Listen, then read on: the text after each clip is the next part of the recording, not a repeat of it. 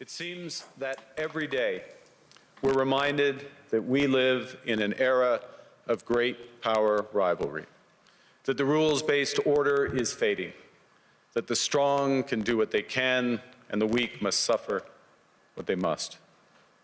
And this aphorism of Thucydides is presented as inevitable, as the natural logic of international relations reasserting itself. And faced with this logic, there is a strong tendency for countries to go along to get along, to accommodate, to avoid trouble, to hope that compliance will buy safety. Well, it won't. So what are our options? In 1978, the Czech dissident Václav Havel, later president, wrote an essay called The Power of the Powerless. And in it, he asked a simple question: how did the communist system sustain itself? And his answer began with a greengrocer. Every morning, this shopkeeper places a sign in his window: "Workers of the world unite." He doesn't believe it. No one does. But he places the sign anyway to avoid trouble, to signal compliance, to get along. And because every shopkeeper on every street does the same, the system persists. Not through violence alone, but through the participation of ordinary people in rituals they privately know to be false. Havel called this living within a lie. The system's power comes not from its truth, but from everyone's willingness to perform as if it were true. And its fragility comes from the same source. When even one person stops performing, when the greengrocer removes his sign, the illusion begins to crack. Friends, it is time for companies and countries to take their signs down. For decades,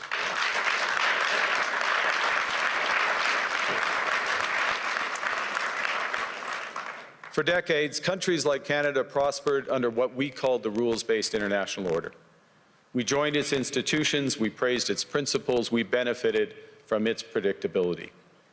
And because of that, we could pursue values-based foreign policies under its protection.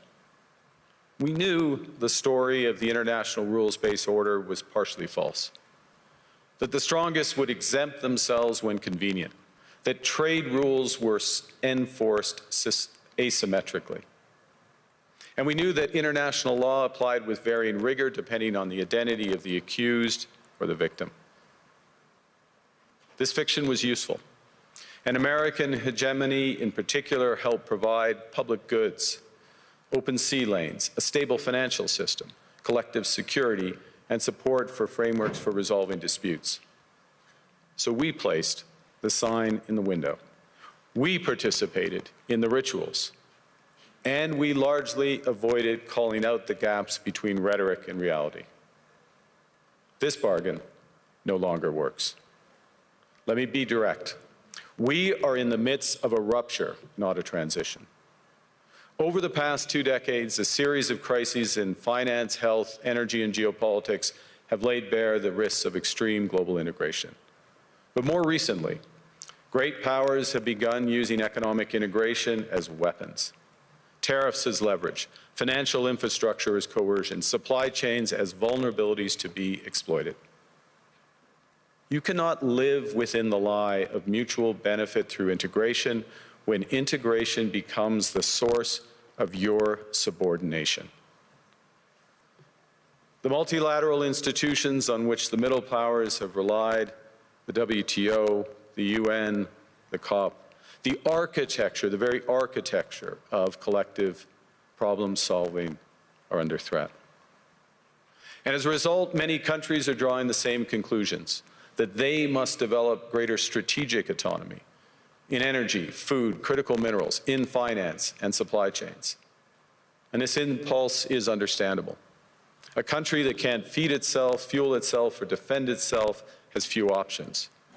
When the rules no longer protect you, you must protect yourself. But let's be clear-eyed about where this leads. A world of fortresses will be poorer, more fragile, and less sustainable. And there's another truth. If great powers abandon even the pretense of rules and values for the unhindered pursuit of their power and interests, the gains from transactionalism will become harder to replicate. Hegemons cannot continually monetize their relationships. Allies will diversify to hedge against uncertainty. They'll buy insurance, increase options in order to rebuild sovereignty. Sovereignty that was once grounded in rules but will increasingly be anchored in the ability to withstand pressure. This room knows this is classic risk management. Risk management comes at a price. But that cost of strategic autonomy, of sovereignty, can also be shared. Collective investments in resilience are cheaper than everyone building their own fortresses. Shared standards reduce fragmentations. Complementarities are positive sum. And the question for middle powers like Canada is not whether to adapt to the new reality. We must. The question is whether we adapt by simply building higher walls or whether we can do something more ambitious. Now, Canada was amongst the first to hear the wake-up call, leading us to fundamentally shift our strategic posture. Canadians know that our old, comfortable assumptions that our geography and alliance memberships automatically conferred prosperity and security, that assumption is no longer valid. And our new approach rests on what Alexander Stubb, the President of Finland, has termed value-based realism.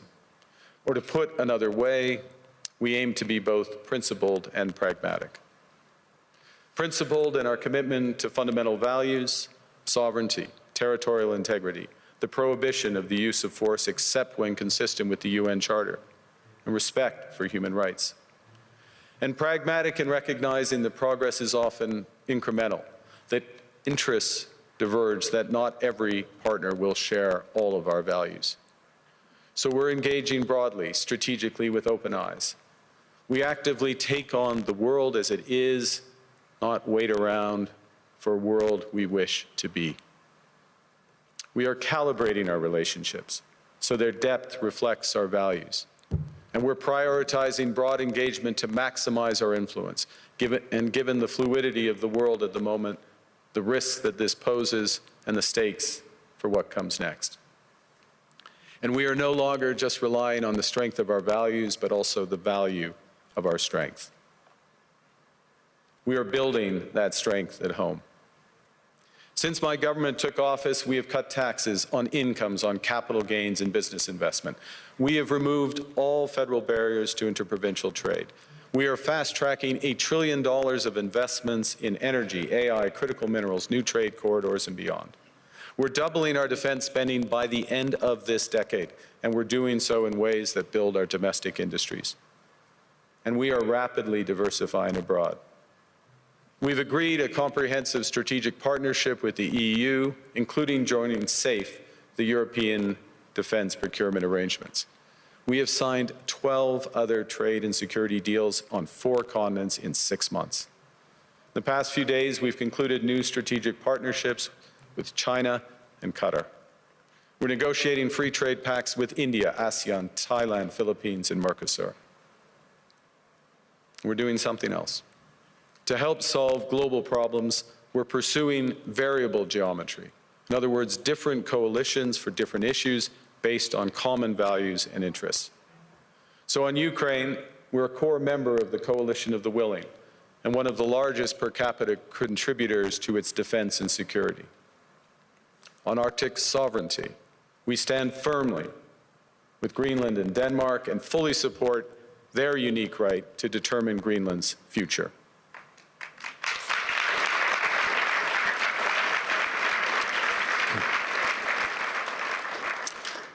Our commitment to NATO's Article 5 is unwavering. So we're working with our NATO allies, including the Nordic-Baltic 8, to further secure the alliance's northern and western flanks, including through Canada's unprecedented investments in over-the-horizon radar, in submarines, in aircraft, and boots on the ground, boots on the ice. Canada strongly opposes tariffs over Greenland and calls for focused talks to achieve our shared objectives of security and prosperity in the Arctic. On plurilateral trade, we're championing efforts to build a bridge between the Trans-Pacific Partnership and the European Union, which would create a new trading bloc of 1.5 billion people. On critical minerals, we're forming buyers' clubs anchored in the G7 so that the world can diversify away from concentrated supply. And on AI, we're cooperating with like-minded democracies to ensure that we won't ultimately be forced to choose between hegemons and hyperscalers. This is not naive multilateralism, nor is it relying on their institutions. It's building coalitions that work, issues by issue, with partners who share enough common ground to act together. In some cases, this will be the vast majority of nations. What it's doing is creating a dense web of connections across trade, investment, culture, on which we can draw for future challenges and opportunities. I argue the middle powers must act together because if we're not at the table, we're on the menu. But I'd also say that great powers can afford for now to go it alone. They have the market size, the military capacity, and the leverage to dictate terms. Middle powers do not. But when we only negotiate bilaterally with a hegemon, we negotiate from weakness. We accept what's offered. We compete with each other to be the most accommodating. This is not sovereignty. It's the performance of sovereignty while accepting subordination. In a world of great power rivalry, the countries in between have a choice: compete with each other for favor, or to combine to create a third path with impact. We shouldn't allow the rise of hard power to blind us to the fact that the power of legitimacy, integrity, and rules will remain strong if we choose to wield them together. Which brings me back to Havel. What does it mean for middle powers to live the truth? Well, first, it means naming reality. Stop invoking rules-based international order as though it still functions as advertised. Call it what it is: a system of intensifying great power rivalry where the most powerful pursue their interests using economic integration as coercion. It means acting consistently, applying the same standards to allies and rivals. When middle powers criticize economic intimidation from one direction but stay silent when it comes from another, we are keeping the sign in the window. It means building what we claim to believe in. Rather than waiting for the old order to be restored, it means creating institutions and agreements that function as described. And it means reducing the leverage that enables coercion. That's building a strong domestic economy. It should be every government's immediate priority. And diversification internationally is not just economic prudence, it's a material foundation for honest foreign policy, because countries earn the right to principled stands by reducing their vulnerability to retaliation. So Canada. Canada has what the world wants. We are an energy superpower. We hold vast reserves of critical minerals. We have the most educated population in the world. Our pension funds are amongst the world's largest and most sophisticated investors. In other words, we have capital, talent. We also have a government with immense fiscal capacity to act decisively. And we have the values to which many others aspire. Canada is a pluralistic society that works. Our public square is loud, diverse, and free. Canadians remain committed to sustainability. We are a stable and reliable partner in a world that is anything but.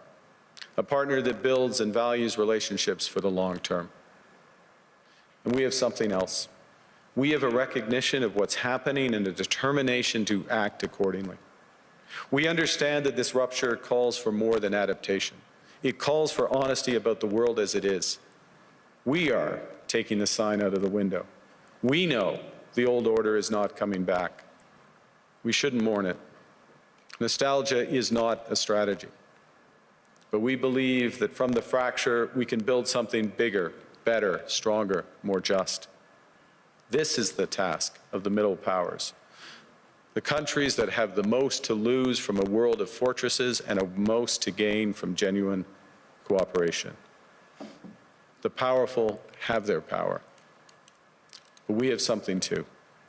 The capacity to stop pretending, to name reality, to build our strength at home, and to act together. That is Canada's path. We choose it openly and confidently, and it is a path wide open to any country willing to take it with us. Thank you very much.